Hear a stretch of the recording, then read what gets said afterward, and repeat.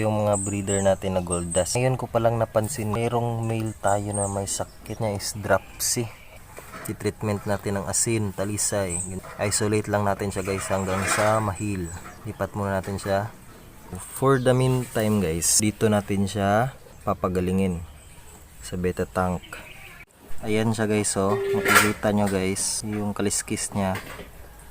Yan, bumubuka. Lalagyan natin siya ng asin guys. Simula kanina lang yung poop niya. Guys, good morning. Asin lang yung nalagay natin. Kinabukasan guys, okay na kaagad siya guys, oh. Guys, ang healthy na guys, oh. Guys, focus ko guys, ha. Makita nyo talaga. Tignan nyo, wala nang bumubuka. Di na bumubuka yung mga kaliskis niya. Yan.